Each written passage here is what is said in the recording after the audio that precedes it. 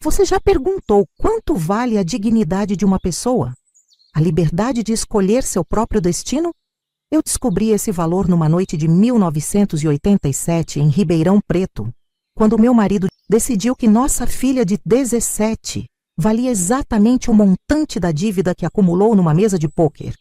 Meu nome é Teresa Almeida, e aos 78 anos, olhando para estas mãos enrugadas pelo tempo, ainda sinto o tremor daquela noite. Não gosto de remexer nestas memórias, mas o médico diz que falar sobre isso ajuda a aliviar minha pressão. Na verdade, conto esta história para você que talvez esteja passando por algo difícil agora mesmo. Você que acordou hoje achando que seu mundo desabou e não há mais saída. Ainda me lembro do cheiro de café fresco naquela quinta-feira de abril. O aroma se espalhava pela nossa casa simples, no bairro Ipiranga, misturando-se ao perfume das dálias que eu cultivava na janela da cozinha. Vestia meu avental azul com bordados de flores, presente das minhas alunas da escola primária, onde lecionava há 15 anos. A vida não era fácil com a inflação comendo nosso dinheiro como cupim em madeira velha, mas tínhamos nosso cantinho, nossa dignidade. O sino da capela próxima marcava 8 horas quando as batidas na porta mudaram minha vida para sempre. Abri sem hesitar. Naquele tempo não trancávamos portas durante o dia. Um homem alto, de terno bem cortado e sapatos italianos, sorria com dentes brancos demais. Eduardo Mendes, o empresário paulistano, o amigo que meu marido Antônio conhecera nos jogos de carta no clube comercial. Dona Teresa, ele disse com aquela voz macia, que agora reconheço como o som do perigo. Vim falar com Antônio sobre nosso acordo. Ainda não entendi. Pensei que fosse algo relacionado ao carro. Talvez Antônio tivesse vendido nosso Volkswagen para pagar algumas das dívidas que se acumulavam. Já tinha acontecido antes. Entre, seu Eduardo. Antônio saiu cedo, foi ao banco, mas deve voltar logo. Foi quando ele sorriu novamente. Um sorriso que não alcançava seus olhos frios. Não é com Antônio que preciso falar agora. Na verdade, vim buscar o que me pertence. Sua filha, Clara. Nossa casa na Rua das Acácias era o resultado de 15 anos de economia. 3 quartos, sala pequena mas arejada, e uma cozinha onde eu preparava doces para vender e complementar nossa renda. Antônio trabalhava como gerente de uma loja de materiais de construção, um emprego estável que nos garantia uma vida simples, mas digna.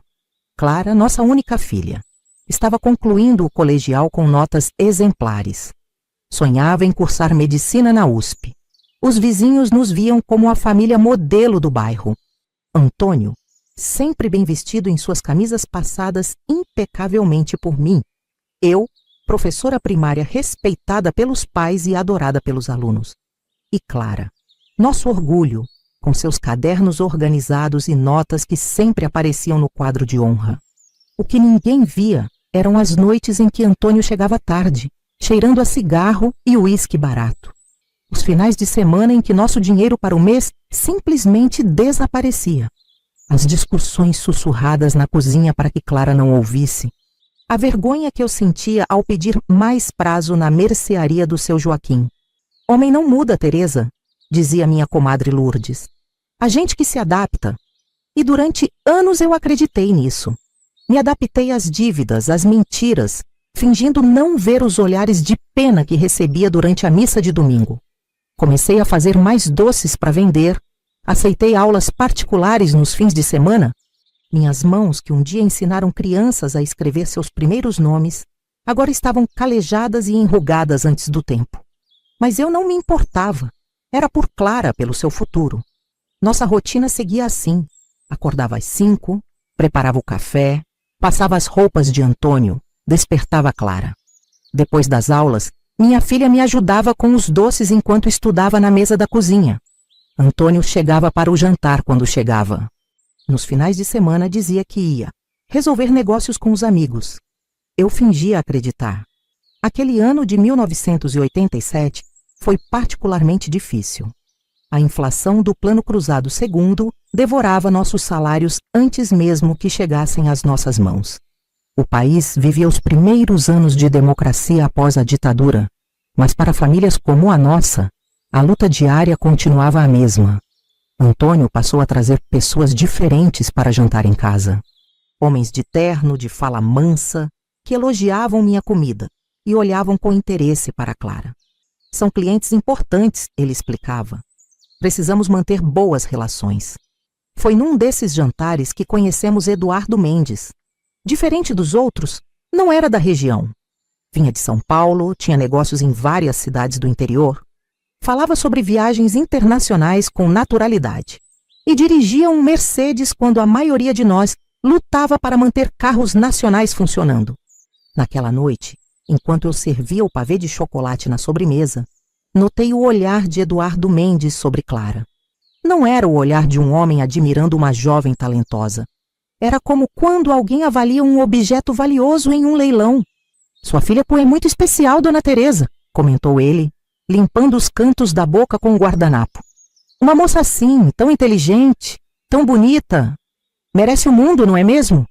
Concordei automaticamente, mas um calafrio percorreu minha espinha. Depois que ele partiu, Antônio parecia outro homem. Animado, falante, fazendo planos. As coisas vão melhorar, Teresa. Eduardo pode abrir muitas portas para nós. Deveria ter questionado quais portas eram essas. Anos de resignação me ensinaram a não fazer perguntas cujas respostas poderiam me machucar. Então sorri, arrumei a cozinha e ignorei o nó em meu estômago. As visitas de Eduardo tornaram-se frequentes. Sempre trazia presentes, chocolates importados para mim, livros caros para Clara, bebidas finas para Antônio. Minha filha, educada como sempre, agradecia, mas me confidenciou seu desconforto.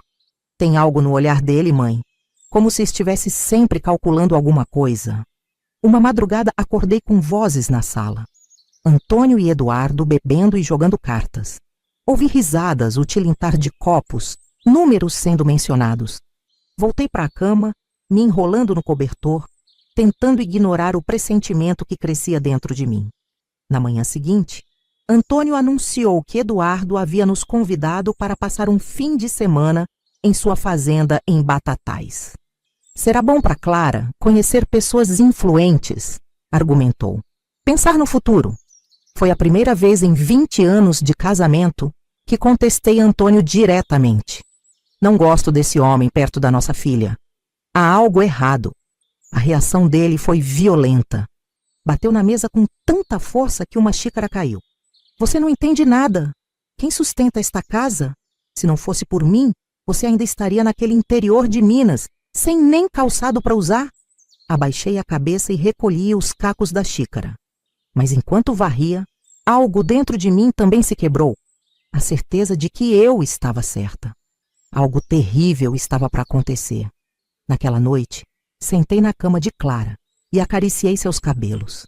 Minha filha, se algum dia você precisar por qualquer motivo, minha irmã Conceição ainda mora em Campinas.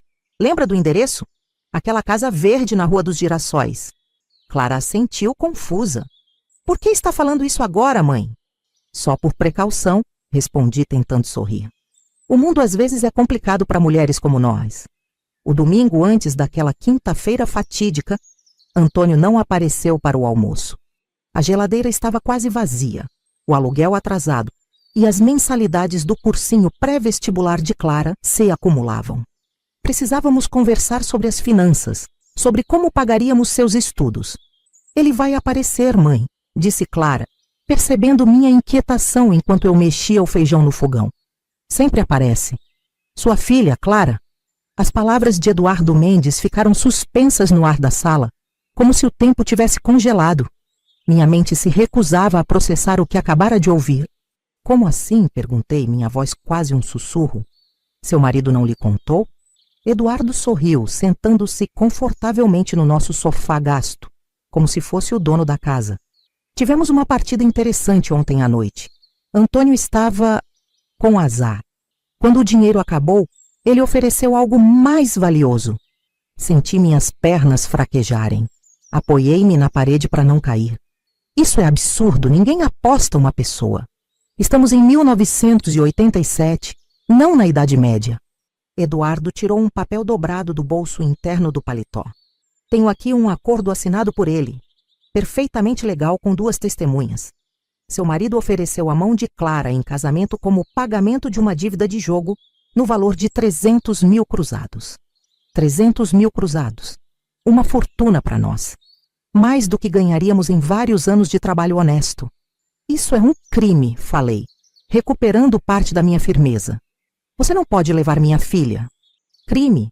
Eduardo riu, mas seus olhos permaneceram frios. Por favor, Dona Teresa, é um acordo entre cavalheiros. Além disso, estou oferecendo a Clara uma vida que vocês jamais poderiam proporcionar. Viagens internacionais, estudos nas melhores universidades, contatos com pessoas influentes. Ela tem 17 anos, exclamei, a raiva finalmente superando o choque inicial. E você deve ter o quê? 45? 50? 48, corrigiu ele com indiferença. Mas idade é apenas um número quando se trata de um bom casamento. Nesse momento, ouvi a porta da frente se abrir. Clara voltava da escola, sua pasta cheia de livros pendurada no ombro, o uniforme impecável como sempre. Seu sorriso desapareceu instantaneamente ao ver Eduardo sentado na nossa sala. Mamãe? Seus olhos viajaram de mim para o visitante, sentindo a tensão no ar. O que está acontecendo? Eduardo levantou-se, ajustando o paletó caro. Clara, que bom vê-la. Estava justamente conversando com sua mãe sobre seu futuro. Que futuro? Perguntou Clara, aproximando-se de mim instintivamente. Foi quando a porta se abriu novamente e Antônio entrou. Nunca esquecerei sua expressão. Uma mistura de vergonha, medo e resignação. Ele evitou meu olhar, fixando os olhos no chão como uma criança pega em flagrante. Clara, disse Eduardo, aproveitando a chegada de Antônio. Vim fazer um pedido formal.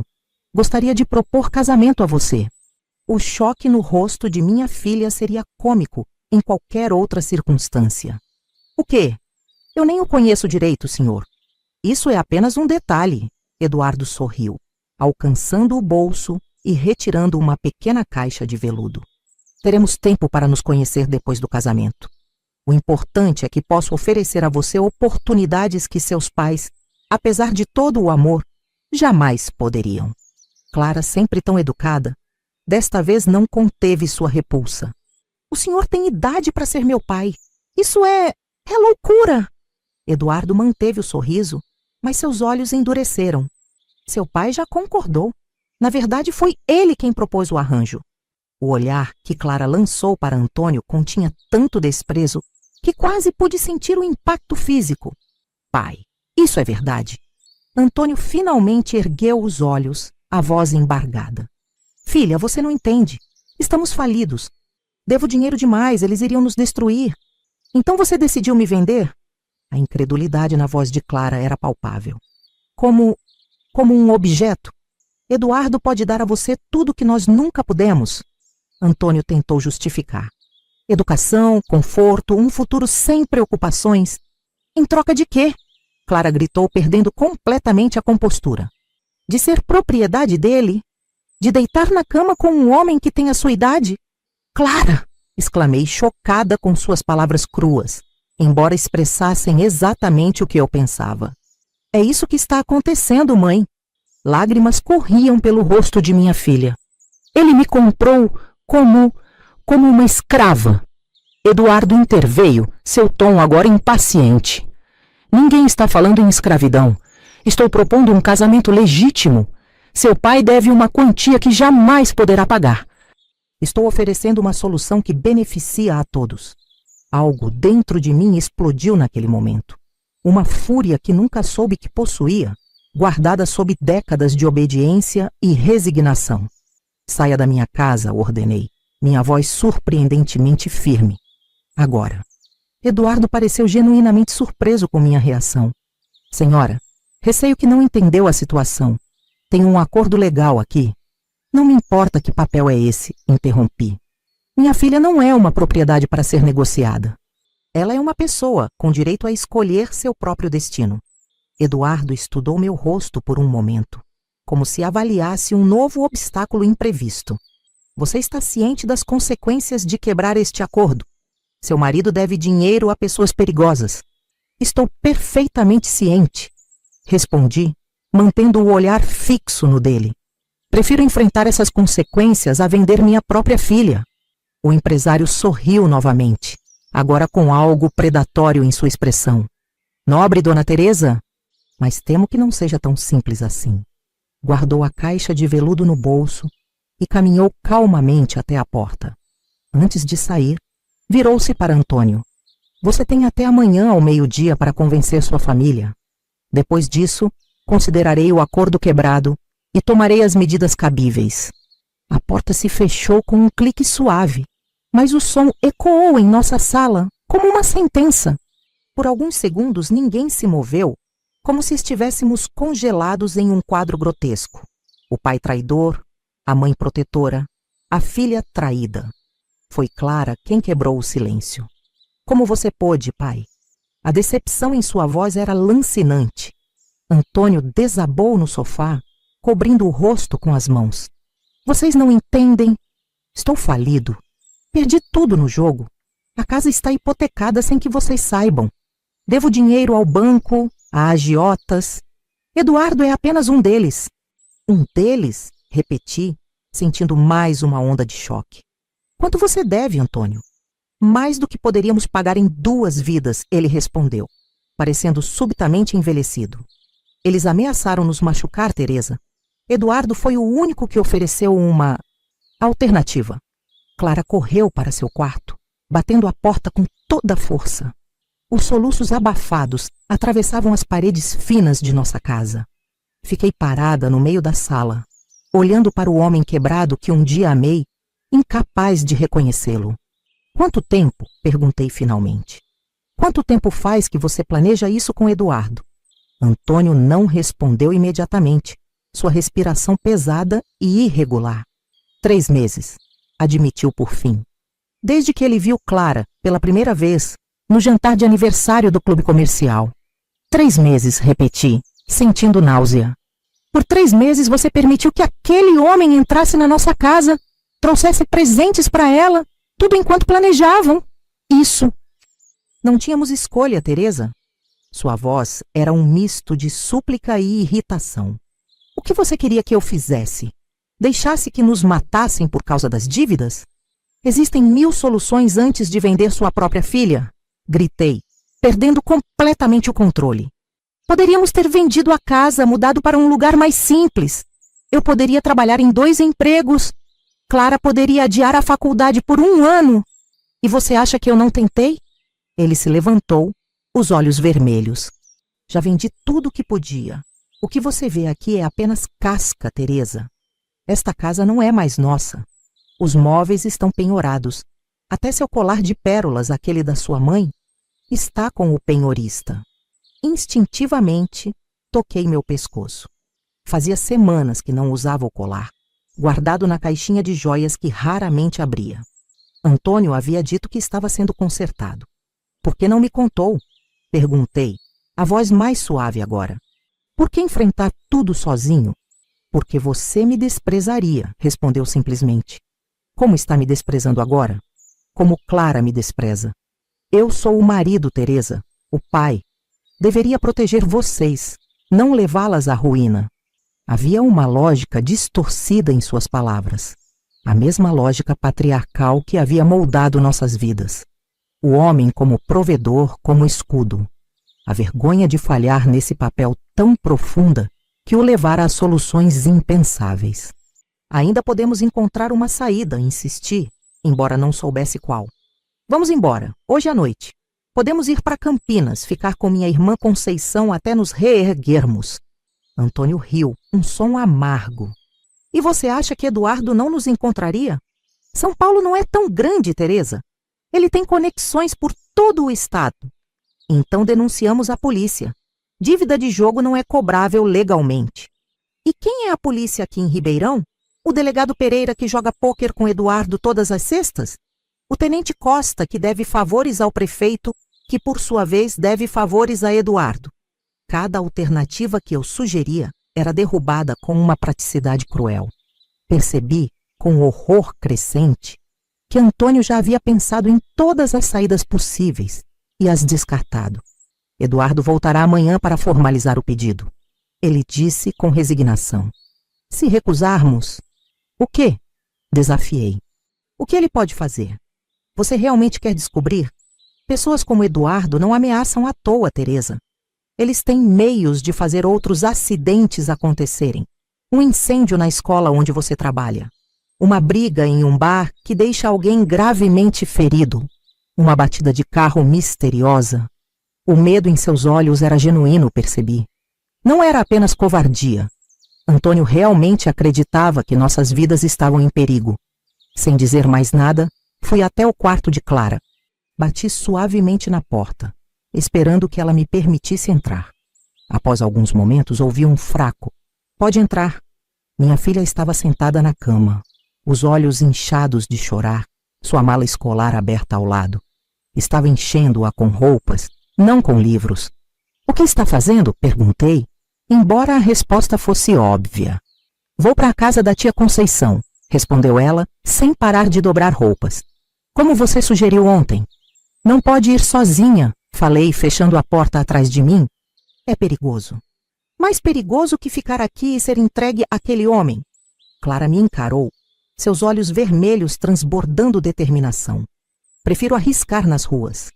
Sentei na beirada da cama, tentando organizar meus pensamentos. A situação parecia um pesadelo do qual não conseguíamos despertar. Clara tinha razão. Ficar era inaceitável. Mas fugir, sem plano nem recursos, também trazia riscos enormes. Vamos juntas, decidi subitamente. Pegue apenas o essencial.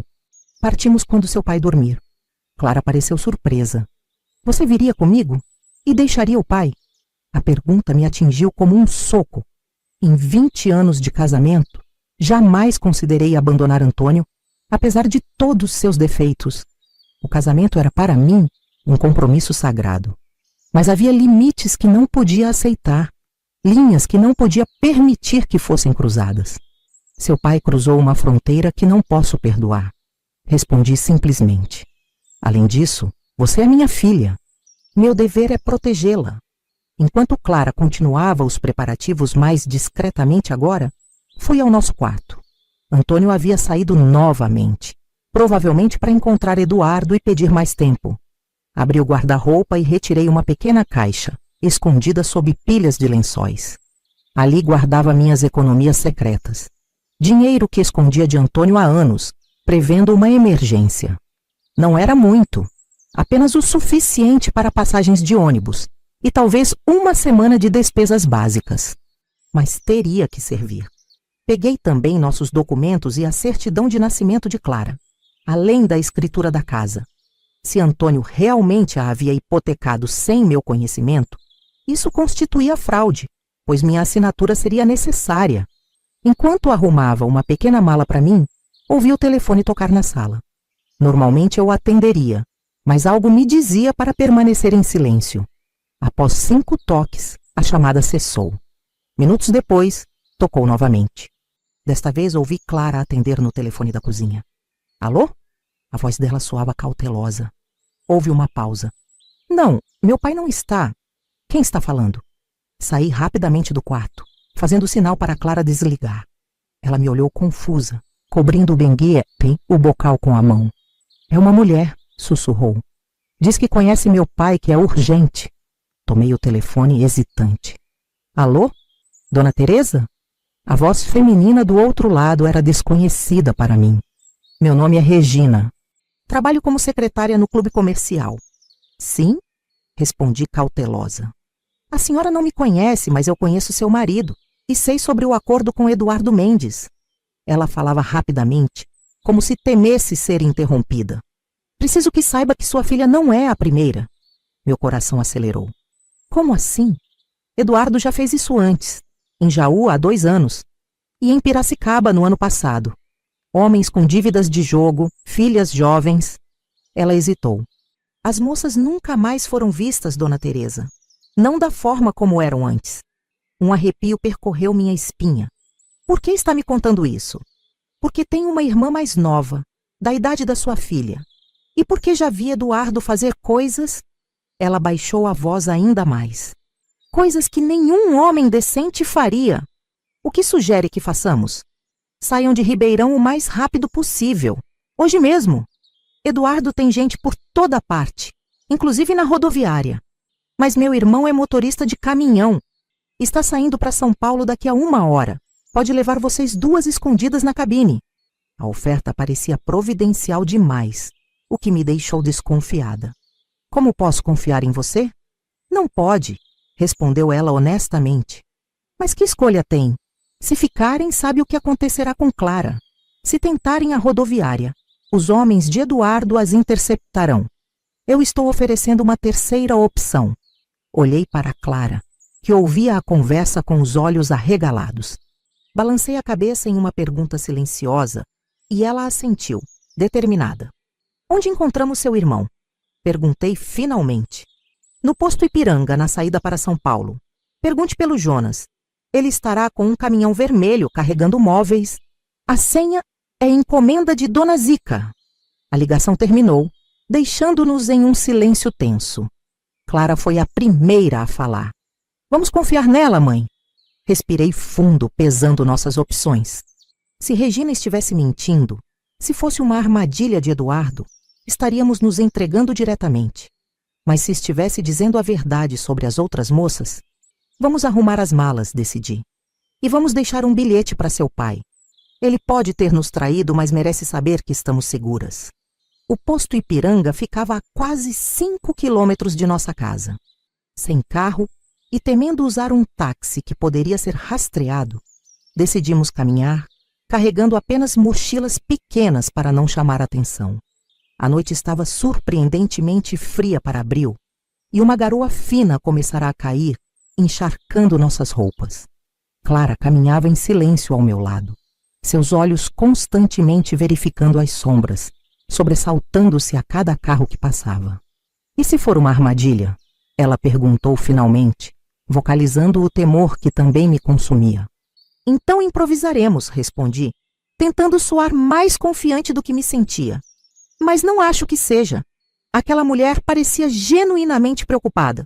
Quando chegamos ao posto de gasolina, já passava das 9 da noite. O movimento era escasso. Apenas 2 caminhões estacionados e alguns carros abastecendo. Olhei em volta, tentando identificar um caminhão vermelho conforme a descrição. Ali, apontou Clara, indicando um grande caminhão estacionado nos fundos, parcialmente escondido por uma fileira de árvores. Aproximamo-nos cautelosamente. Um homem de cerca de 40 anos, usando boné e fumando um cigarro, estava verificando os pneus traseiros. Trocamos um olhar apreensivo antes de nos aproximarmos. Com licença, chamei. Estamos procurando o Jonas. O homem ergueu os olhos, nos estudando com desconfiança. Quem procura? Encomenda de Dona Zica, respondi, sentindo-me ridícula ao pronunciar a senha combinada. Seu rosto imediatamente mudou, relaxando. Vocês demoraram, estou quase de saída. Desculpe, tivemos que vir a pé, expliquei, aliviada por ele reconhecer a senha. Jonas apagou o cigarro com o solado da bota e fez um gesto para que o seguíssemos. Entrem na cabine. Tem um espaço atrás dos bancos onde podem se esconder caso paremos em alguma barreira. Não é confortável, mas é seguro. A cabine do caminhão era surpreendentemente espaçosa, embora o cheiro de cigarro fosse forte. Jonas indicou um compartimento estreito atrás dos bancos, normalmente usado para guardar ferramentas e pertences pessoais em viagens longas. Se precisarem usar o banheiro, só quando pararmos em postos. Nada de descer em qualquer lugar. Chegamos a São Paulo de madrugada por volta das 4. Minha irmã disse para deixá-las na rodoviária Tietê. De lá vocês seguem para onde precisarem. Assente, grata pela ajuda. Como podemos agradecer? Jonas balançou a cabeça. Não precisa. Regina me contou o que está acontecendo. Tem uma filha também. Nenhum homem decente faria o que esse Eduardo está tentando fazer. Quando o caminhão finalmente deixou o posto, senti uma mistura de alívio e terror. Estávamos escapando, sim, mas para um futuro completamente incerto. Deixávamos para trás nossa casa, nossas vidas, tudo o que conhecíamos. Clara encostou a cabeça em meu ombro, exausta pelo estresse do dia. Para onde vamos depois de São Paulo, mãe? Campinas, para a sua casa da tia Conceição, respondi, acariciando seus cabelos. Depois talvez para Minas, onde nasci. Tenho alguns primos em Poços de Caldas. O caminhão avançava pela rodovia quando notei luzes de veículos se aproximando rapidamente por trás. Jonas também percebeu, ajustando o retrovisor com preocupação. 2 carros, murmurou ele. Vindo muito rápido. Meu sangue gelou. Acha que é? Não sei, mas não vamos arriscar. Escondam-se no compartimento. Agora! Rapidamente, Clara e eu nos contorcemos para entrar no espaço apertado atrás dos bancos. Jonas jogou uma lona sobre nós, disfarçando nossa presença. Os veículos se aproximaram, e pelo som pudemos perceber quando emparelharam com o caminhão. Uma sirene curta soou. Polícia. Merda! Sussurrou Jonas, reduzindo a velocidade. Fiquem absolutamente quietas. O caminhão parou no acostamento. Ouvi a janela sendo abaixada e vozes masculinas. Não conseguia distinguir as palavras, mas o tom era autoritário. Documentos do veículo e sua CNH, exigiu uma voz mais próxima. Algum problema, oficial? Perguntou Jonas, mantendo a calma. Estamos procurando 2 fugitivas. Mãe e filha saíram de Ribeirão há algumas horas. Viu alguém assim no posto onde parou? Não, senhor, respondeu Jonas com naturalidade. Só parei para abastecer e verificar os pneus. Não reparei em ninguém especial. Houve um silêncio tenso. Então, ouvi passos circundando o caminhão. O que está transportando? Perguntou a mesma voz. Móveis, para uma loja em São Paulo. Pode verificar se quiser. Mais silêncio. Meu coração batia tão forte que tinha certeza que podia ser ouvido. E na cabine? Está sozinho? O medo me paralisou. Clara apertou minha mão com tanta força que quase perdi a sensibilidade nos dedos. Completamente sozinho, afirmou Jonas. Quer dar uma olhada? Ouvi a porta do caminhão sendo aberta e passos pesados subindo. Alguém estava verificando a cabine. Se olhasse com atenção, certamente nos encontraria sob a lona. O que é isso aqui atrás? Perguntou a voz, agora alarmantemente próxima. Minhas coisas pessoais, roupas, comida para a viagem. Sabe como é, vida de caminhoneiro. Senti algo cutucar a lona. Provavelmente o cacetete do policial ou sua lanterna. Clara sufocou um gemido e apertei sua mão em aviso silencioso. Tudo parece em ordem, disse finalmente a voz para nosso imenso alívio. Pode seguir viagem. Se vir 2 mulheres, uma de cerca de 40 anos e uma jovem de 17, ligue para este número. Há uma recompensa. Sim, senhor, certamente. A porta fechou e os motores dos carros foram ligados novamente. Permanecemos imóveis sob a lona, mal respirando, até que Jonas deu o sinal de que era seguro sair. Polícia comprada, ele murmurou quando emergimos do esconderijo. Conheço esse delegado. Trabalha para quem paga melhor. Como ele sabia que tínhamos fugido? Perguntou Clara, ainda trêmula. Seu pai deve ter percebido, respondi. Ou Eduardo tem gente vigiando a casa. Jonas ligou o motor novamente. Vamos mudar o plano. Não podemos parar em postos na estrada. Estarão todos sendo vigiados. Vou levá-las por uma rota alternativa. O caminhão deixou a rodovia principal na próxima saída, entrando em estradas secundárias que eu jamais teria conhecido. A escuridão era quase completa, interrompida apenas pelos faróis do caminhão e pela lua ocasionalmente visível entre as nuvens. Para onde estamos indo? Perguntei, preocupada com o desvio. Conheço outro caminho para São Paulo, explicou Jonas.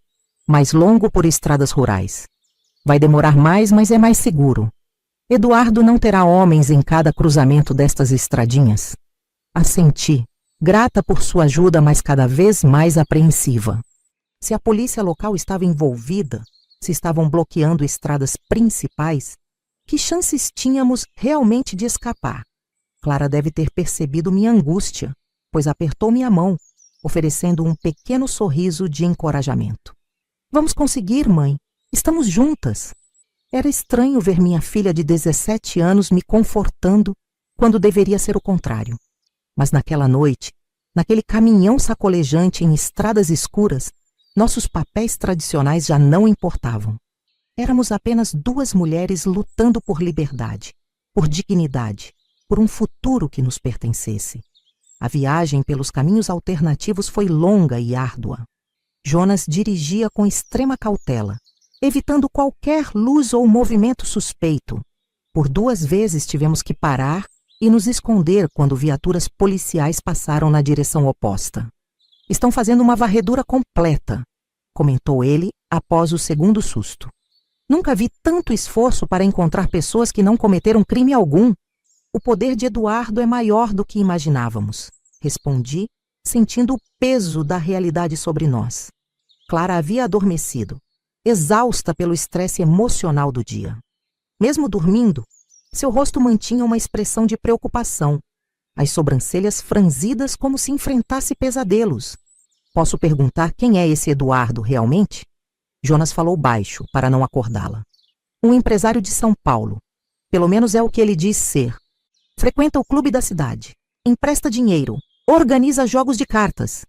Hesitei antes de continuar. Meu marido ficou endividado com ele e ofereceu nossa filha como pagamento. Jonas assoviou baixinho. Desgraçado. Mas há mais nessa história, não é? Regina não arriscaria seu emprego para ajudar só por causa de uma dívida de jogo.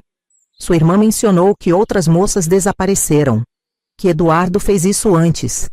Ele assentiu sombriamente. Regina trabalha no clube há 5 anos. Viu coisas que não pode provar. Eduardo não é apenas um agiota qualquer. Dizem que tem conexões com o tráfico humano. Garotas bonitas como sua Clara são valiosas em certos mercados. O horror da situação me atingiu com força renovada. Não era apenas um casamento forçado com um homem mais velho, era potencialmente algo muito pior. Meu Deus, sussurrei, olhando para minha filha adormecida. Como Antônio pôde se envolver com alguém assim? Homens desesperados fazem escolhas desesperadas, respondeu Jonas com uma sabedoria simples. Não estou justificando, é imperdoável. Mas já vi muitos homens perderem tudo no jogo e se tornarem presas fáceis para predadores como Eduardo. Por volta das 3 da manhã, chegamos aos arredores de São Paulo. A cidade gigantesca se estendia à nossa frente, suas luzes formando um oceano de pontos brilhantes na escuridão. Não podemos arriscar a rodoviária Tietê, decidiu Jonas. Se estiverem procurando por vocês, aquele será o primeiro lugar a verificar. Para onde iremos, então? Perguntei, sentindo o cansaço pesar sobre meus ombros. Tenho uma cunhada que mora em Guarulhos. Podemos deixá-las lá até amanhecer. Depois, ela pode ajudar a conseguir transporte para Campinas. Clara acordou quando paramos em frente a um pequeno sobrado em uma rua tranquila de Guarulhos.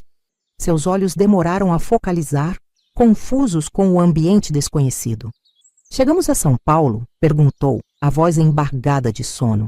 Sim, querida. Estamos na casa da cunhada do Jonas. Vamos descansar um pouco antes de seguir para Campinas.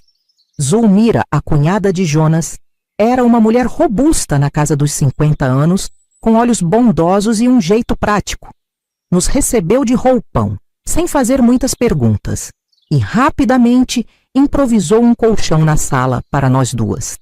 Podem ficar o tempo que precisarem, disse ela, trazendo cobertores e toalhas limpas. Qualquer pessoa que Regina quer ajudar é bem-vinda ao aqui. Agradecemos profusamente a Jonas, que precisava seguir viagem para entregar sua carga. Tomem cuidado, ele recomendou antes de partir. E mudem sempre de direção. Não fiquem muito tempo no mesmo lugar. Depois que ele saiu, Zulmira nos trouxe chá quente e pão com manteiga. Comam algo antes de dormir. Amanhã pensamos no próximo passo. Enquanto comíamos em silêncio, percebi o quanto nossa vida havia mudado em apenas 24 horas. De uma família de classe média com problemas comuns, havíamos nos transformado em fugitivas, dependendo da bondade de estranhos, temendo cada sombra. Mãe, Clara sussurrou quando finalmente nos deitamos no colchão improvisado. O que acontecerá com o pai? A pergunta me pegou desprevenida. Com tudo o que estava acontecendo, mal tive tempo de pensar em Antônio. Não sei, querida. Ele fez escolhas terríveis, mas ainda é seu pai. Espero que esteja seguro. Acha que Eduardo o machucaria por termos fugido? A questão era perturbadora. É possível. Eduardo não me pareceu alguém que aceita perder facilmente. Clara ficou em silêncio por vários minutos. Quando falou novamente, sua voz tinha uma maturidade que nunca havia notado antes. Sempre pensei que papai era fraco por causa do jogo e da bebida, mas nunca imaginei que ele pudesse me vender assim. Pessoas desesperadas fazem coisas desesperadas. Repeti as palavras de Jonas, embora soassem vazias até para mim. Isso não é desespero, mãe, é covardia. Sua voz endureceu. Se estivesse realmente desesperado, teria pedido nossa ajuda. Teríamos enfrentado juntos. Ela tinha razão, é claro. A verdadeira traição de Antônio não foi acumular dívidas, mas decidir sacrificar nossa filha, em vez de enfrentar as consequências de seus atos. Em vez de confiar em sua família. Deveríamos dormir um pouco, sugeri, evitando prolongar a conversa dolorosa. Amanhã precisaremos tomar decisões importantes. Adormeci exausta, mas meu sono foi perturbado por pesadelos. Eduardo perseguindo Clara por corredores intermináveis. Antônio contando dinheiro enquanto nossa filha chorava, trancada em um quarto escuro. Policiais batendo em portas procurando por nós. Acordei sobressaltada com o som da campainha. O relógio na parede marcava 7h30 da manhã. Zulmira já estava de pé, vestida, e foi atender a porta após nos fazer sinal para ficarmos quietas. Vozes masculinas, perguntas. O coração disparou em meu peito. Clara se sentou no colchão, os olhos arregalados de medo. Estávamos encurraladas, sem saída, se fossem policiais ou homens de Eduardo. Não vi ninguém assim! A voz firme de Zulmira respondeu. Moro sozinha há 10 anos, desde que meu marido faleceu. Se vir estas pessoas, por favor, contate este número. A voz masculina não parecia ameaçadora, mas profissional. É importante que as encontremos. Posso perguntar por quê?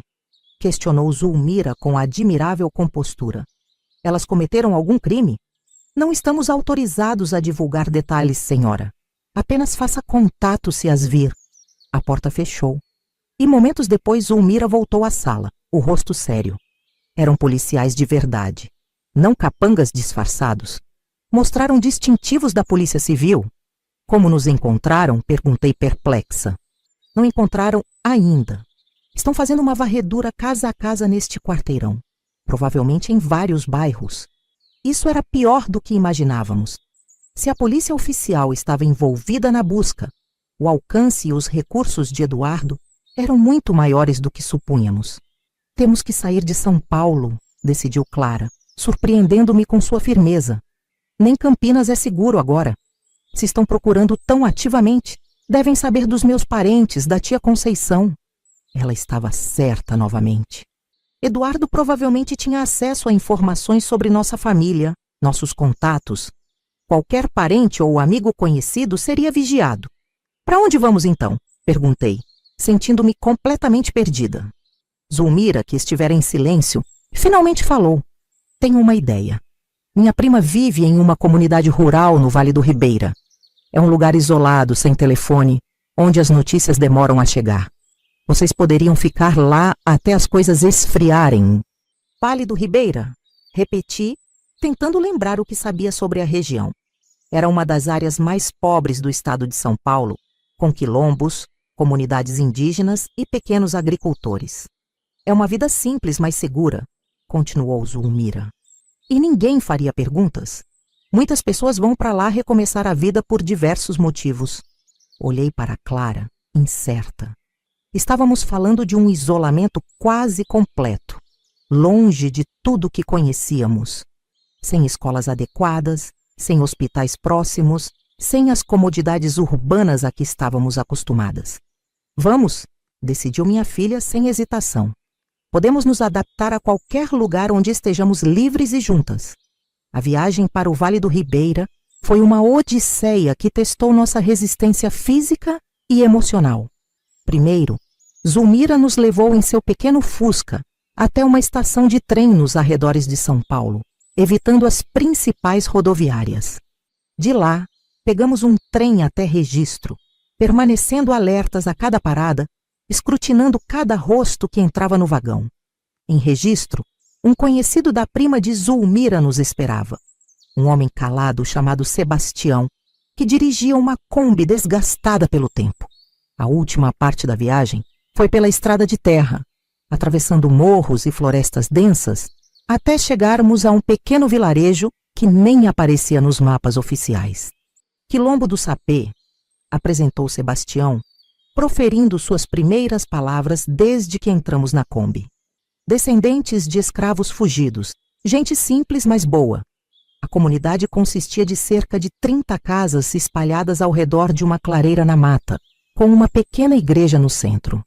Crianças descalças corriam entre galinhas e cachorros magros, parando para observar as recém-chegadas com curiosidade não disfarçada. Sebastião nos levou até uma pequena casa de barro e madeira na borda da comunidade. Aqui ficava minha mãe antes de falecer. Está vazia há quase 1 ano. Podem usar pelo tempo que precisarem. O interior era surpreendentemente limpo, embora extremamente simples. 2 cômodos pequenos, sem eletricidade nem água encanada. Um fogão a lenha, uma mesa rústica, 2 camas de palha. Quando Sebastião saiu, Clara e eu nos entreolhamos, a realidade de nossa nova situação finalmente se estabelecendo. É muito diferente do que estamos acostumadas, comentei, testando a firmeza de uma das camas. Clara caminhou até a pequena janela sem vidro, apenas com uma tampa de madeira para fechar durante a noite. É perfeito, declarou para minha surpresa. Ninguém nos encontraria aqui. Nos dias seguintes, aprendemos os ritmos da vida na comunidade. Acordávamos com o sol, buscávamos água no poço comunitário, ajudávamos no cultivo da horta coletiva. As mulheres mais velhas me ensinaram a lavar roupas no rio, enquanto Clara aprendia com os jovens a identificar plantas medicinais na floresta. Dona Zefa, uma senhora de idade indefinida que parecia ser a líder não oficial da comunidade, nos adotou imediatamente. Sei reconhecer quem foge de homem ruim, disse ela no segundo dia, enquanto me mostrava como fazer sabão caseiro. Não preciso saber detalhes. Aqui estão seguras. Passamos a nos apresentar com nomes diferentes. Eu como Maria e Clara como Ana. Simplificamos nossa história. Éramos mãe e filha do interior de São Paulo, procurando uma vida mais tranquila, após perdermos nossa casa em um incêndio. Ninguém questionou, ninguém pediu documentos ou provas.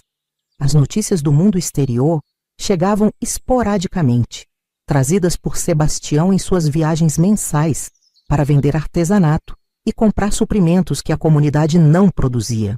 Foi numa dessas visitas, 2 meses após nossa chegada, que ele trouxe um jornal de São Paulo. Na página policial, uma pequena nota chamou minha atenção. Empresário paulista desaparece em circunstâncias misteriosas. A foto mostrava Eduardo Mendes. Segundo a reportagem, Eduardo havia desaparecido após sair de uma reunião em Ribeirão Preto.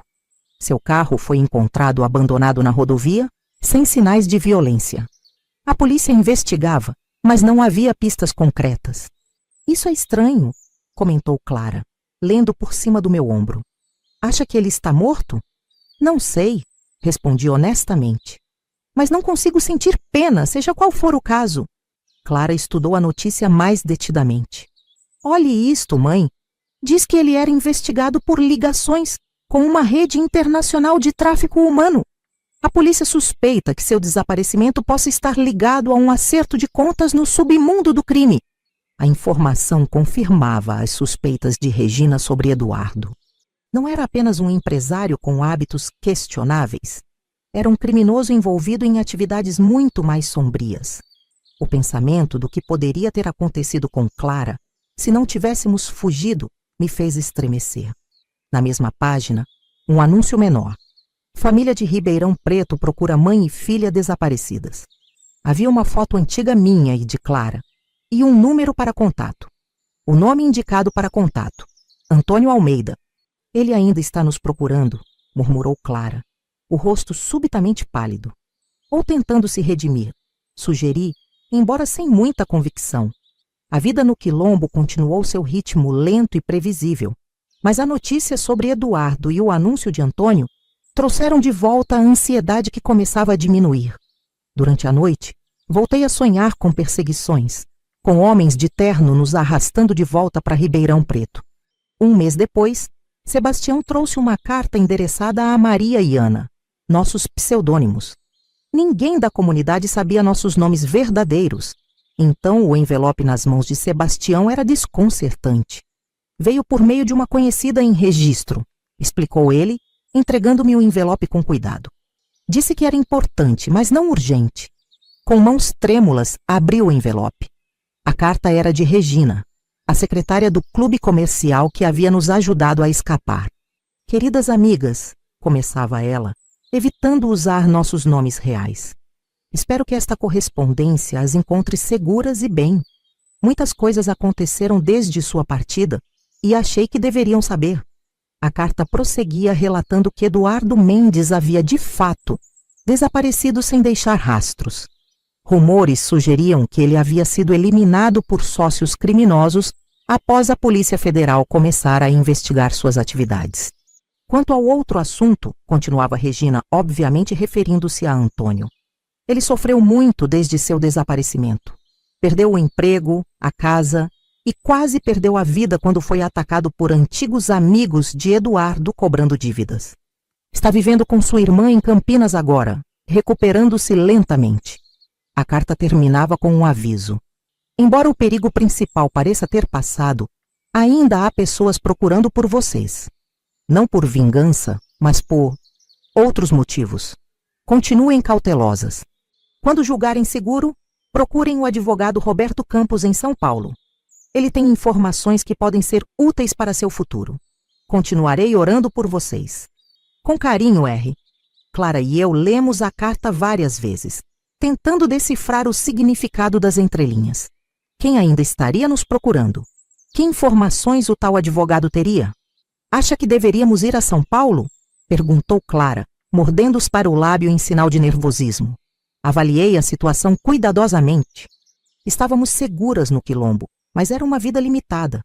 Clara completara 18 anos recentemente, e por mais que se adaptasse bem à vida simples, eu sabia que seu potencial estava sendo desperdiçado.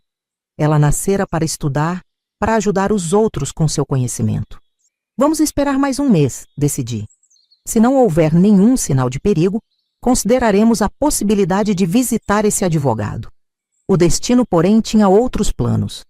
Na semana seguinte, Dona Zefa adoeceu gravemente. Uma infecção pulmonar que os remédios caseiros não conseguiam combater. A comunidade entrou em pânico, pois o hospital mais próximo ficava a horas de distância e não tínhamos veículo disponível. Foi Clara quem assumiu o controle da situação. Usando os conhecimentos básicos de saúde que havia adquirido nos livros e seu instinto natural, ela improvisou tratamentos, identificou plantas com propriedades antibióticas na floresta e estabeleceu um sistema de monitoramento constante da paciente. Precisamos de antibióticos reais, disse ela após 3 dias de luta contra a febre persistente de Dona Zefa. Ela não vai resistir sem medicação adequada. Sebastião se ofereceu para ir até Registro buscar medicamentos, mas levaria pelo menos um dia para ir e voltar. Tempo que Dona Zefa talvez não tivesse. Vou com você, decidiu Clara. Sei exatamente o que ela precisa. A ideia de Clara deixar a segurança do quilombo me aterrorizava, mas a vida de Dona Zefa estava em jogo. Aquela mulher havia nos acolhido sem fazer perguntas, nos protegido, nos ensinado a sobreviver. Devia-lhe muito mais que meu medo poderia justificar. Nós duas vamos, falei determinada, juntas como sempre. A viagem até Registro foi tensa, cada veículo que cruzava nosso caminho representando um potencial perigo. Na pequena cidade, Clara demonstrou uma segurança surpreendente ao lidar com o farmacêutico, explicando os sintomas e solicitando medicamentos específicos. Onde aprendeu tudo isso? Perguntei enquanto esperávamos os remédios serem separados. Nos livros de medicina que encontrei na escola da comunidade, respondeu ela com simplicidade. São antigos, mas os princípios básicos não mudam. Observei minha filha com um novo olhar. A menina que havia deixado Ribeirão Preto 8 meses atrás, havia se transformado em uma jovem mulher, segura e determinada. A adversidade, em vez de quebrá-la, parecia tê-la fortalecido. Foi quando estávamos deixando a farmácia que o pesadelo ressurgiu. Um homem de terno escuro, do outro lado da rua, nos observava com interesse inequívoco. Quando nossos olhares se cruzaram, ele imediatamente começou a caminhar em nossa direção. Clara, sussurrei urgentemente. Pegue os medicamentos e entre no carro de Sebastião, agora. O quê? Por quê? Ela seguiu meu olhar, compreendendo imediatamente. Meu Deus, eles nos encontraram! Sebastião, percebendo nossa agitação, ligou rapidamente o motor da Kombi. O homem de terno apressou o passo, agora claramente correndo em nossa direção. Espere! Gritou ele quando já estávamos dentro do veículo. Senhora Teresa, preciso falar com vocês! Como ele sabia meu nome verdadeiro, o pânico me dominou completamente. Vá, Sebastião! Ordenei.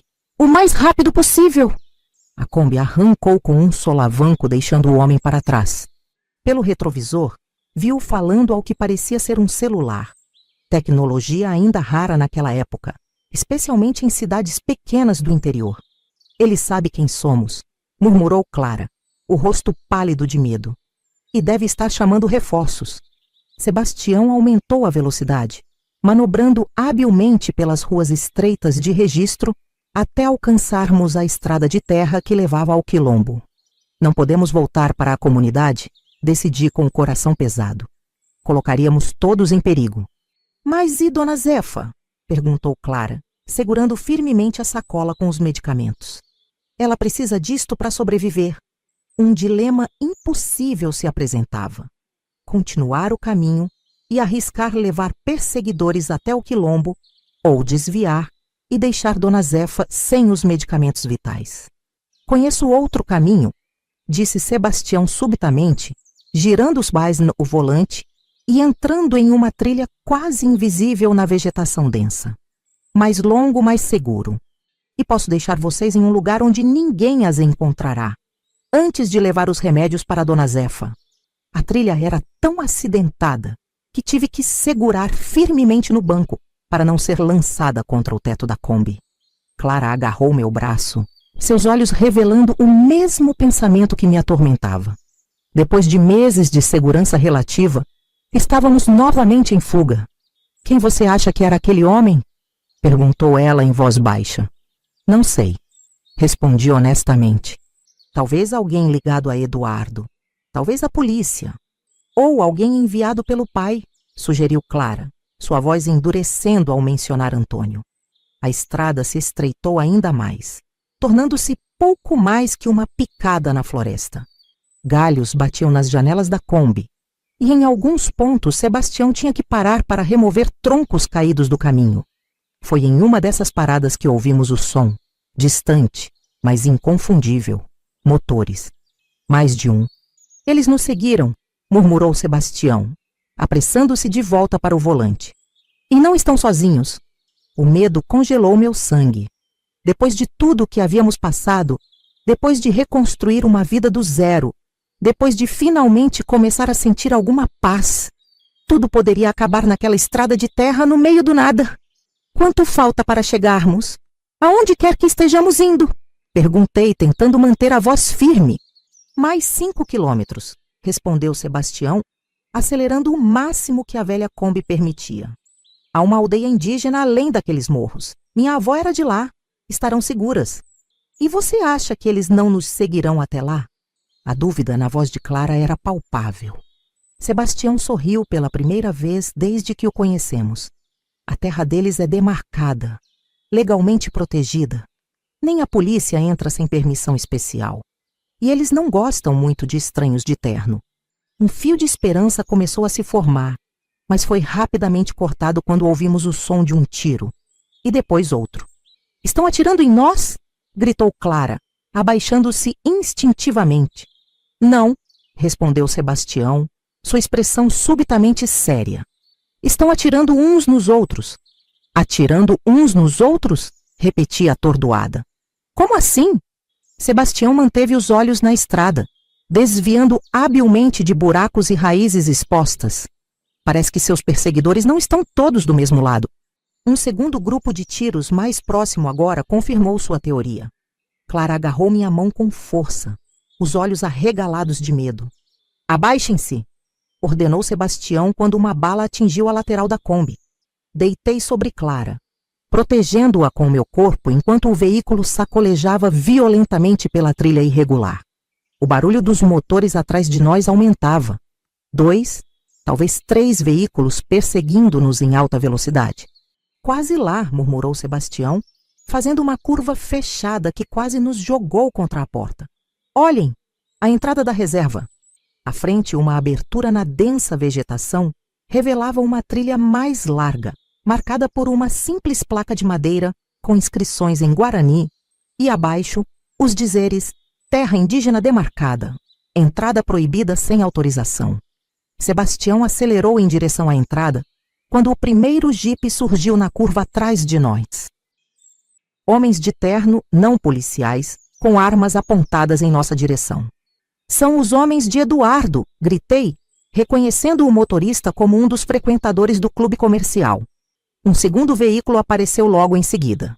Este, surpreendentemente, era uma viatura policial. Os 2 veículos pareciam mais concentrados em perseguir um ao outro do que a nós, trocando tiros em plena estrada. O que está acontecendo? Perguntou Clara, a voz trêmula de medo. Polícia Federal contra crime organizado, explicou Sebastião, atravessando a entrada da reserva. Regina mencionou que a rede de Eduardo estava sendo investigada. Assim que cruzamos a divisa da terra indígena, notei figuras movendo-se entre as árvores, homens com arcos e flechas observando atentamente nossa chegada e os veículos que se aproximavam. Eles não vão permitir que entrem, disse Sebastião com confiança, reduzindo a sua velocidade agora que estávamos dentro do território protegido. De fato, quando o jipe dos capangas de Eduardo tentou cruzar a entrada, várias flechas foram disparadas atingindo os pneus e obrigando o desveículo a parar.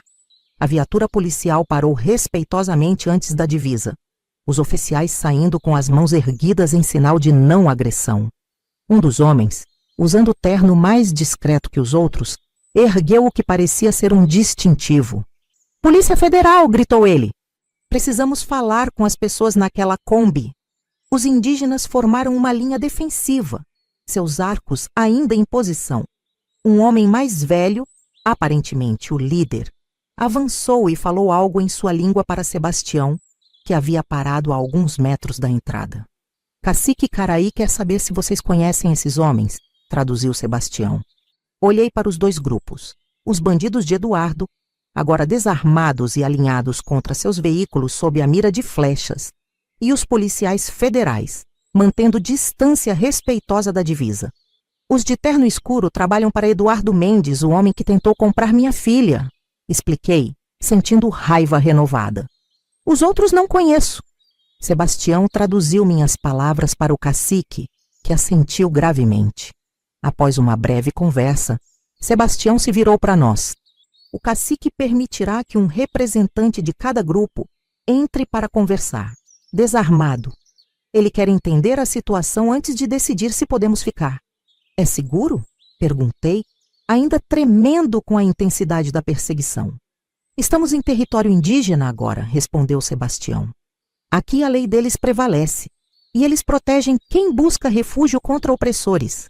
O policial federal foi o primeiro a ser autorizado a entrar, escoltado por 2 guerreiros.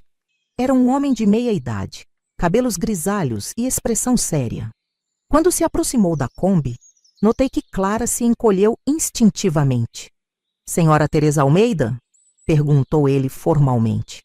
Sou o delegado Maurício Campos, da Polícia Federal. Estamos procurando por você e sua filha há quase 1 ano. Por quê? Desafiei, ainda desconfiada. Não cometemos crime algum. Não estão sendo acusadas de nada, esclareceu ele. Pelo contrário, são testemunhas-chave na investigação contra a rede de tráfico humano de Eduardo Mendes. E há também o caso do seu marido. Meu pai? Clara falou pela primeira vez, sua voz traindo emoção contida. O que tem ele? O delegado hesitou, olhando para o cacique que observava tudo atentamente. É uma longa história, que prefiro contar em ambiente mais privado. Mas posso adiantar que Antônio Almeida Está colaborando com nossa investigação há meses. Foi ele quem finalmente nos deu as provas necessárias para derrubar a organização de Mendes. Esta revelação caiu como uma bomba. Antônio, colaborando com a polícia, o mesmo homem que havia tentado vender a própria filha.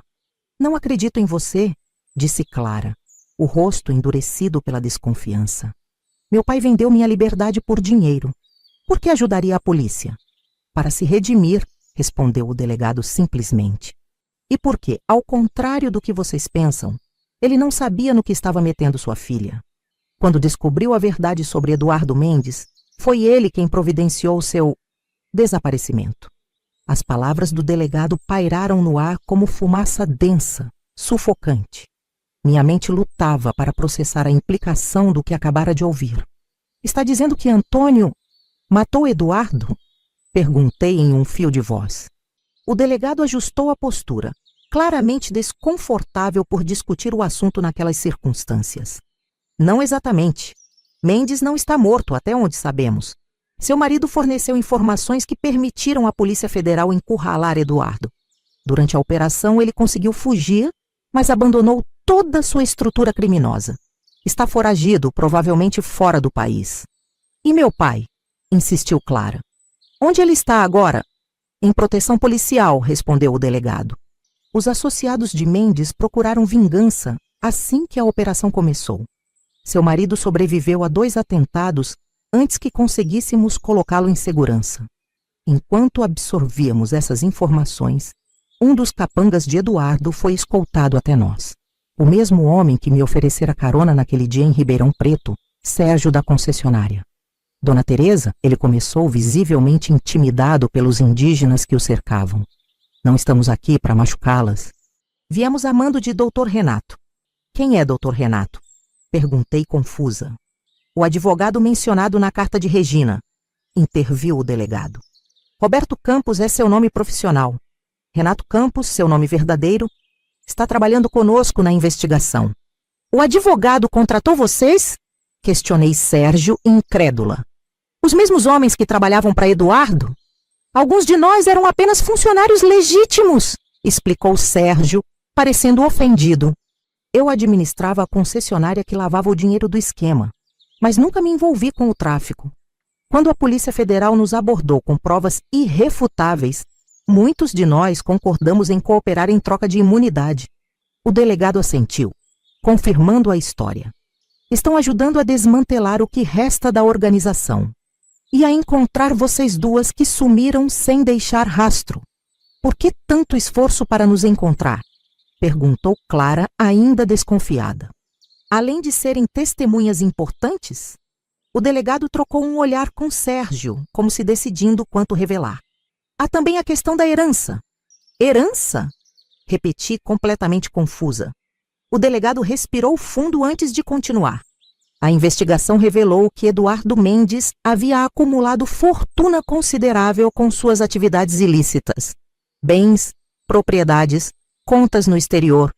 Quando seu marido entregou as evidências decisivas que permitiram congelar os ativos de Eduardo, um acordo foi feito. Que tipo de acordo? Perguntei, sentindo que finalmente chegávamos ao cerne da questão. Uma porcentagem significativa dos bens recuperados seria destinada a compensar as vítimas do esquema de tráfico, explicou o delegado. E seu marido garantiu que você e sua filha fossem incluídas como vítimas prioritárias, considerando o trauma causado. Clara soltou uma risada amarga. Então é isso? Meu pai me vende e depois tenta comprar perdão com dinheiro sujo? Não é tão simples, interveio Sérgio.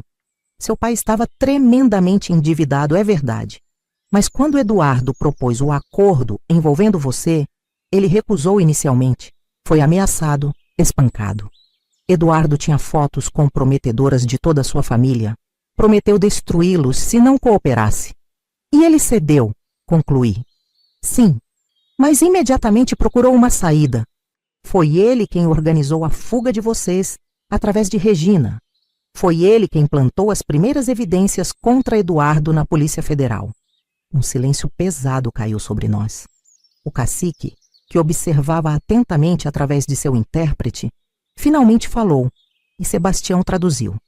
O cacique diz que vê muita dor nos olhos de vocês.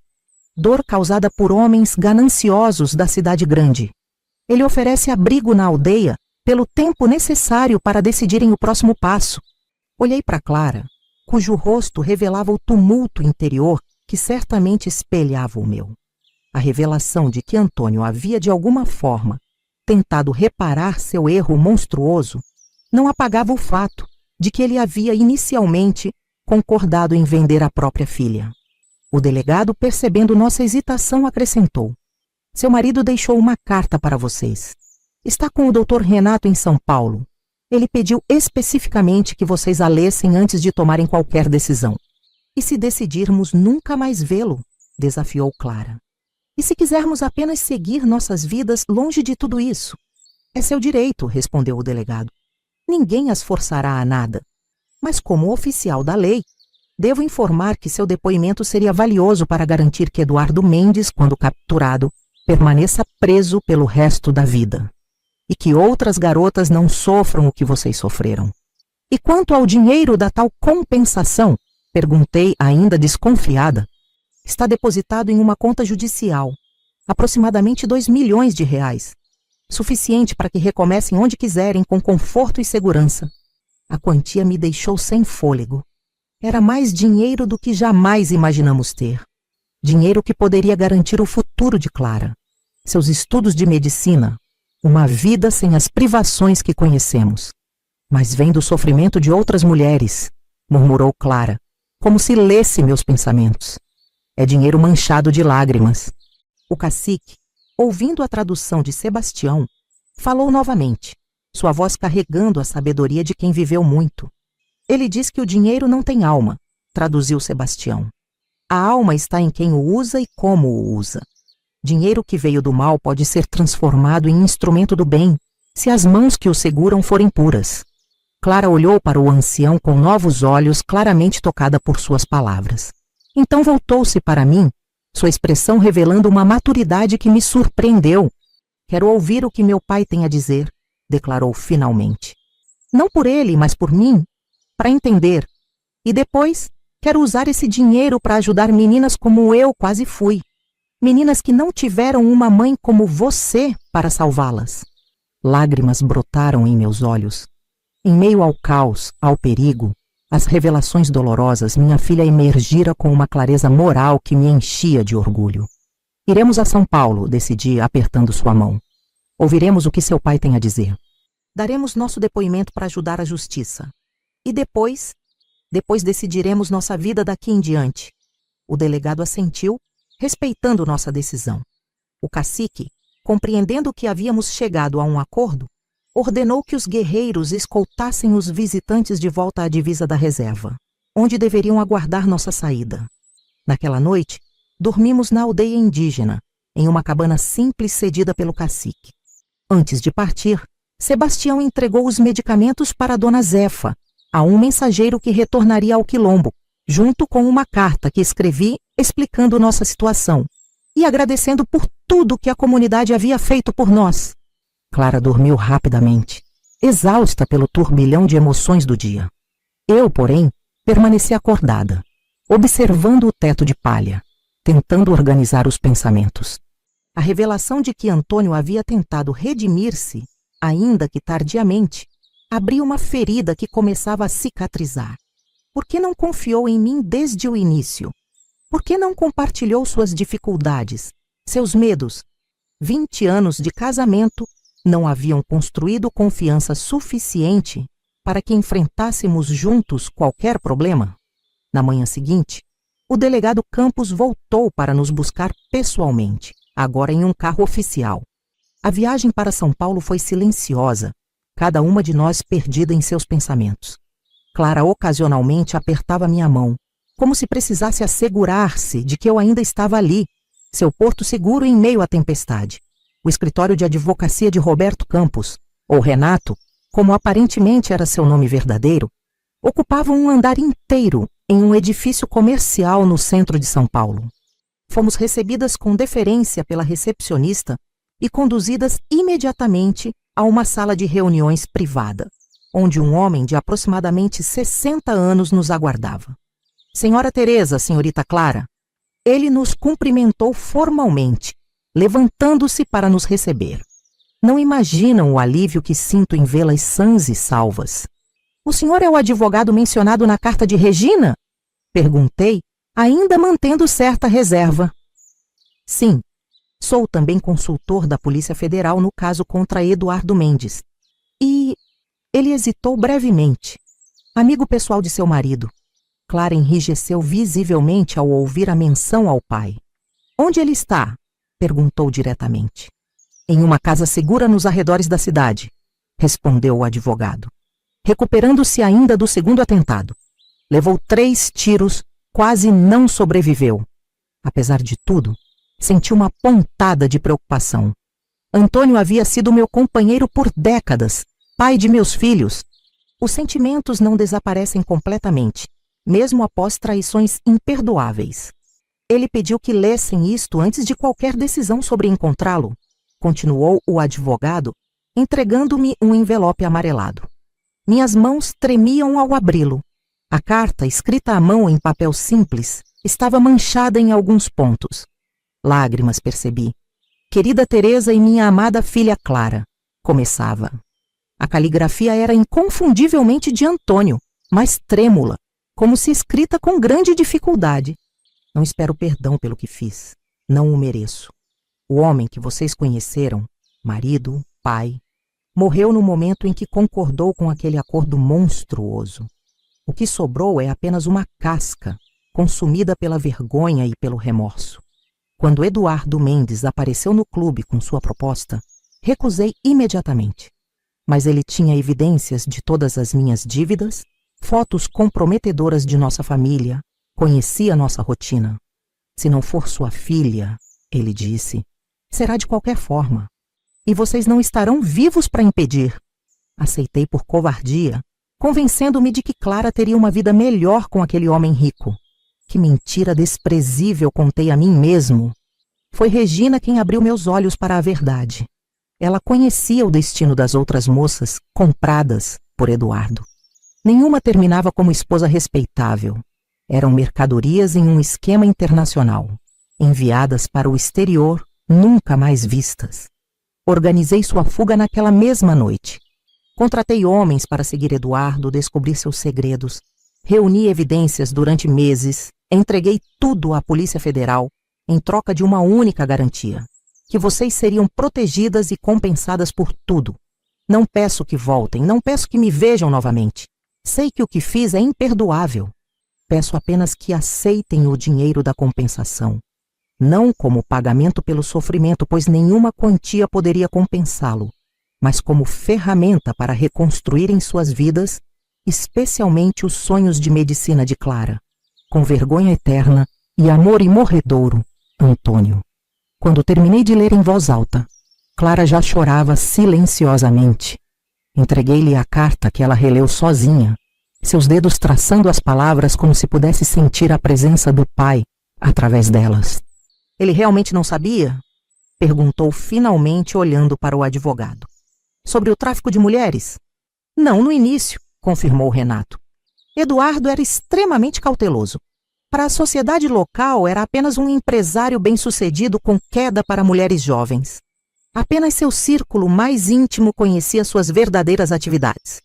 E meu pai descobriu? Quando Regina o alertou, sim. A partir daí, arriscou a própria vida coletando provas. Instalou equipamentos de escuta no clube, seguiu Eduardo por semanas, fotografou encontros com associados estrangeiros. Foi esse material que permitiu à Polícia Federal montar a operação. Clara respirou fundo, dobrando cuidadosamente a carta. Quero vê-lo, decidiu. Olhei para minha filha surpresa. Tem certeza, depois de tudo? Sim, respondeu ela com firmeza. Não para perdoar. Ainda não sei se consigo. Mas para entender, para encerrar esse capítulo da nossa vida. E para dizer a ele o que pretendo fazer com o dinheiro da compensação. E o que pretende fazer? Perguntou o advogado curioso.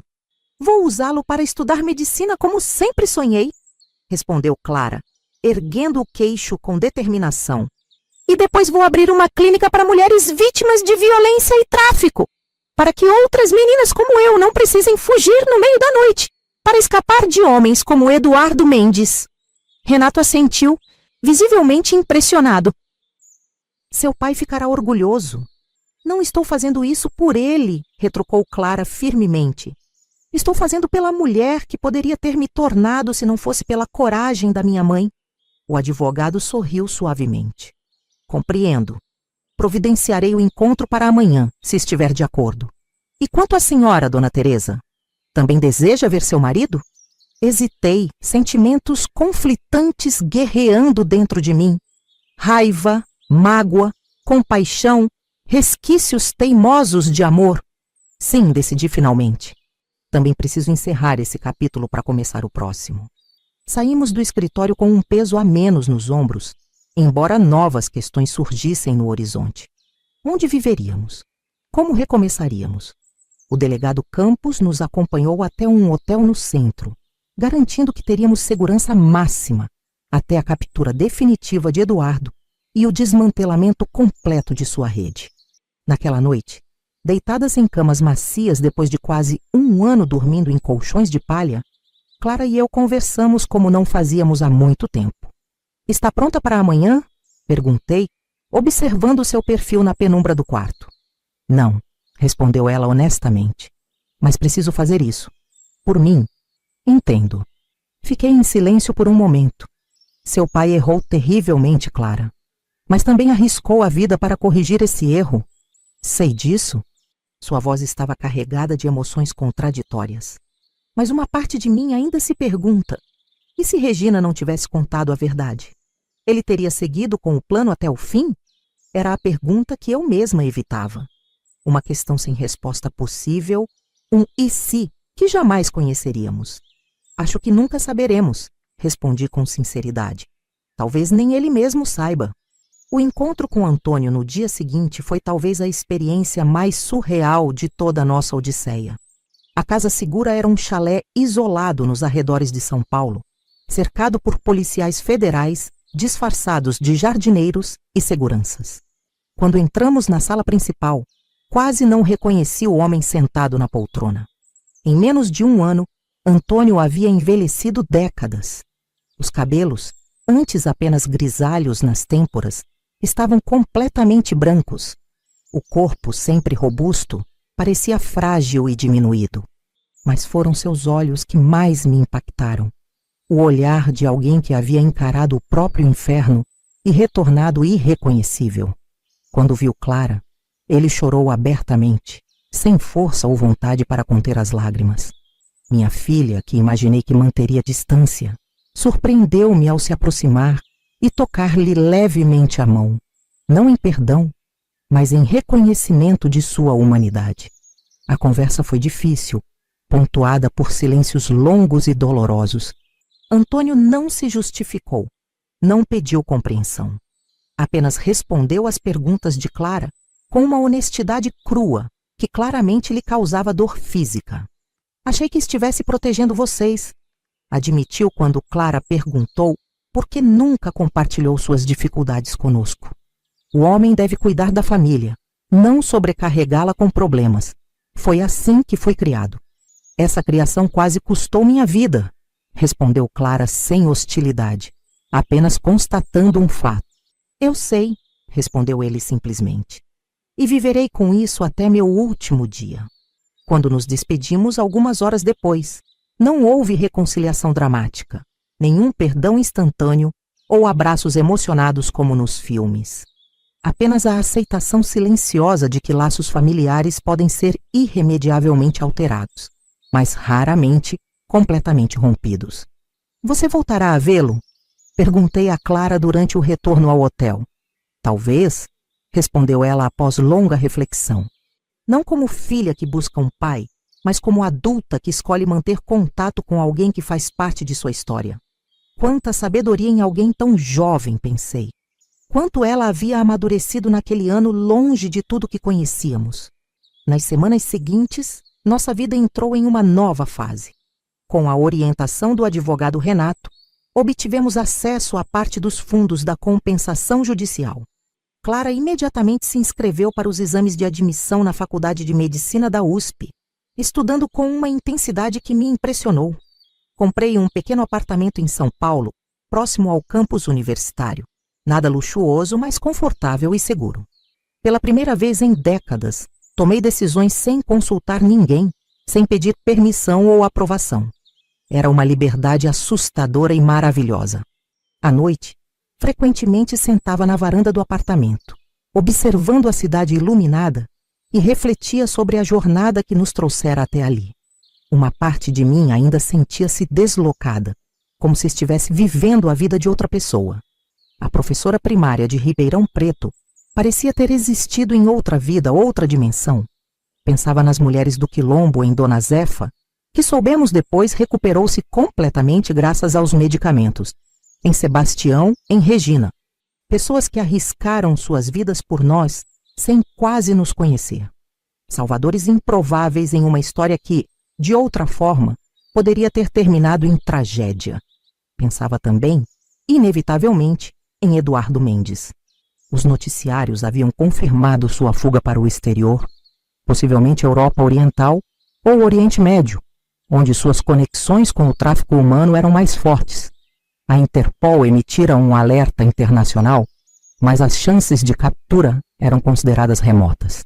Às vezes, em pesadelos, seu rosto ainda me assombrava. O sorriso educado escondendo uma crueldade calculista, os olhos que olhavam para Clara como mercadoria. Acordava suando frio, precisando verificar que minha filha dormia segura no quarto ao lado.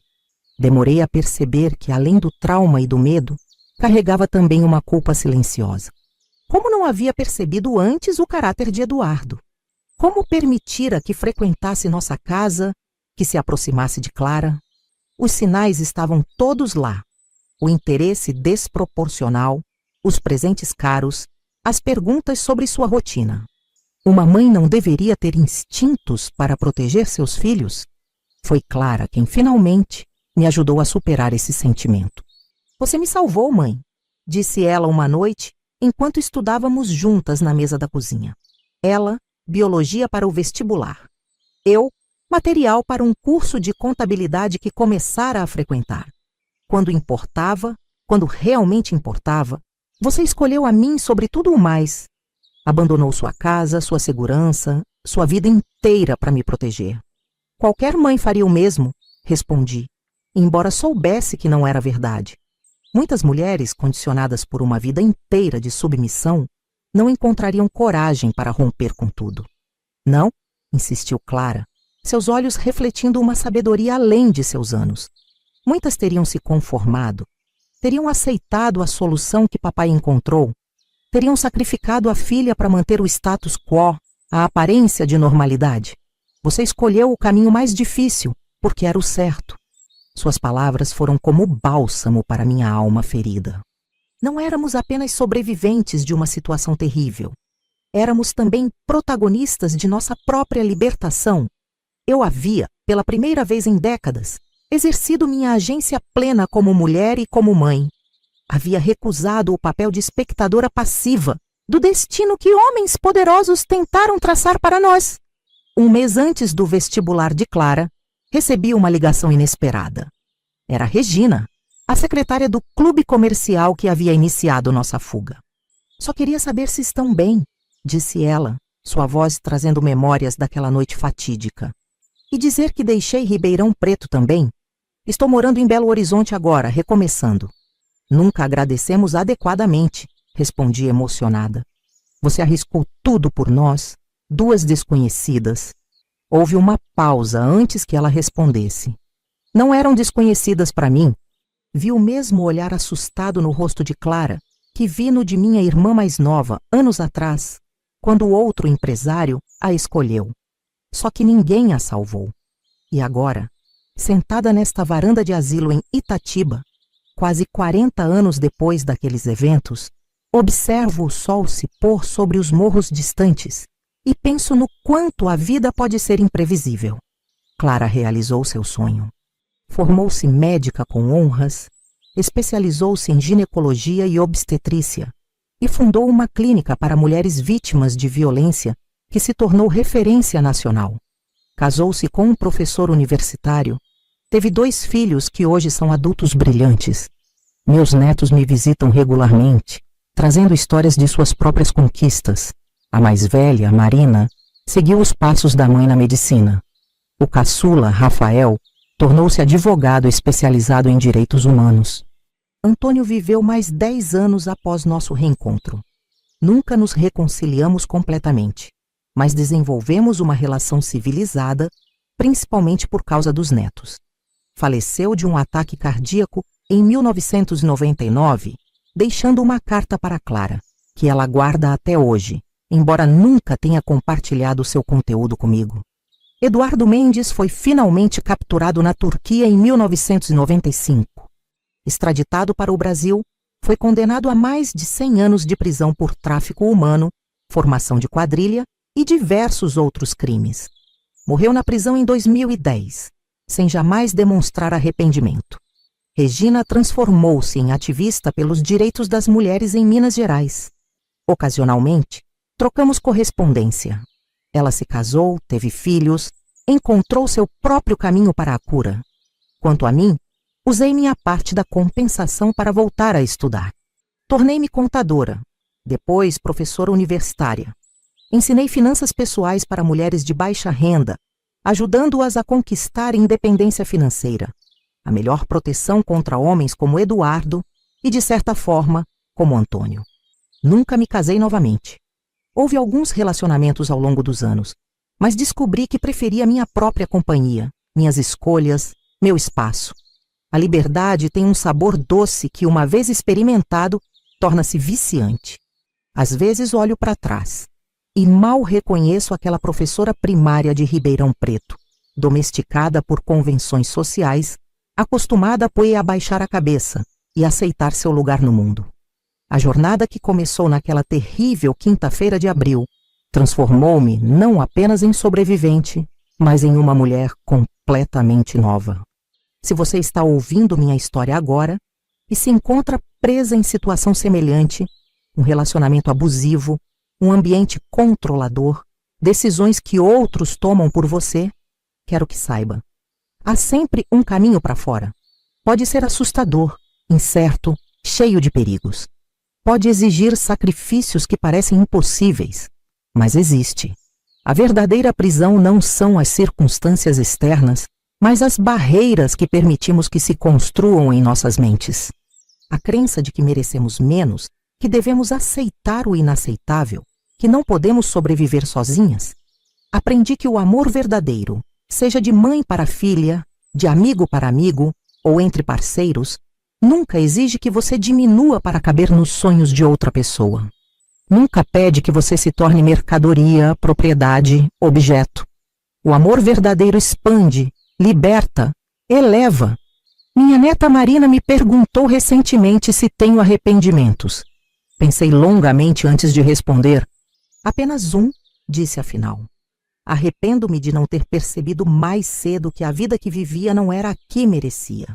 Que tinha direito a mais respeito, mais autonomia, mais alegria. E quando percebeu isso, vovó? Ela quis saber. Quando olhei nos olhos de sua mãe naquela manhã terrível e vi refletido neles o meu próprio medo, percebi então que se não encontrasse coragem naquele momento, estaria condenando não apenas a mim, mas também a próxima geração a viver na sombra do medo. Esta é a herança que deixo para você que me escuta. A compreensão de que nunca é tarde demais para reescrever sua história.